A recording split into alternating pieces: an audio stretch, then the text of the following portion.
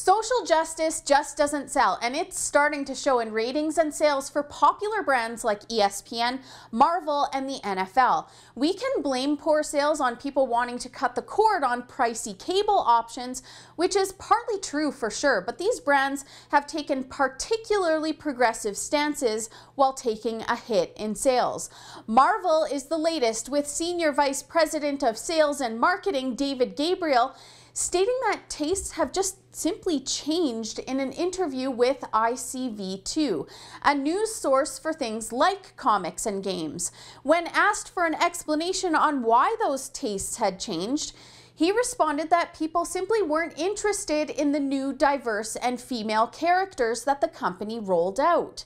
He said that they were turning their noses up at non-core Marvel characters. Of course, this caused a faux outrage fire, and it seems he was forced into making a correction, which social justice warriors tend to do to people. They applaud diversity and never support those companies for the diversity that they applaud, hence the poor sales at Marvel. This comes off the news that Muslim artist Ardian Syaf was fired for using the Marvel platform to promote not-so-veiled anti-Christian and anti-Semitic messages in the latest X-Men Gold over what he calls his love for Allah. And they wonder why people don't want to read their comics anymore. And then there's ESPN, where ratings have dropped significantly for what some blame on their clearly leftist political stance. What's supposed to be a sports news network has showcased tributes to Obama, given Caitlyn Jenner a heroism award, and their women's network covered the Women's March. Most of the lost primetime viewers went over to Fox Sports coverage. Actually, ESPN's public editor Jim Brady even acknowledged that the company's more leftward move has affected their content, and even goes on to say that it's alienating some viewers, according to Newsbusters. Not only do these anchors know more about sports than politics, but people are there to hear about sports, not the pet issues of the day. If they wanted politics, I'm sure they'd mosey on over to Fox or CNN. And speaking of football, ratings for the NFL have been in steady decline for quite some time. But last season, there was a significant decrease in male viewers specifically that some say coincides with Colin Kaepernick's stunt to sit out the national anthem in solidarity with Black Lives Matter. Soon, teammates were kneeling, high school kids were kneeling, and it went on and on and on.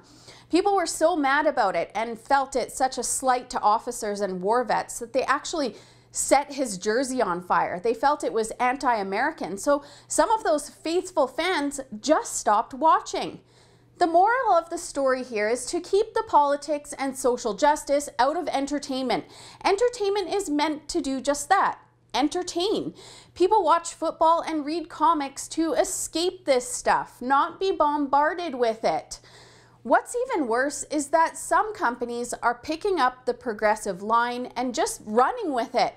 But what they don't realize is that progressives are just the loudest minority and don't reflect the majority of people, which is why these brands are suffering. That loud minority doesn't put their money where their mouths are, ever. Another thing to consider is that this type of entertainment usually isn't partisan. Whether you like the 49ers or the Seahawks or Wolverine or Batman, although I'm sure there are some exceptions, it isn't usually a political choice. So what taking on social causes and shoving diversity down people's throats that are just sick and tired of it all does is completely alienates them, and it drives them to turn off the TV and stop buying products. Even if you strip the content away, strip away the politics and social justice, a business wants to market its product to as many people as possible. What these companies are doing is catering to a minority group of people, and it's just a bad business practice all around. For the Rebel.media, I'm Holly Nicholas. Thanks so much for watching. If you liked that video, check out our YouTube channel and don't forget to subscribe so that you don't miss any of our latest.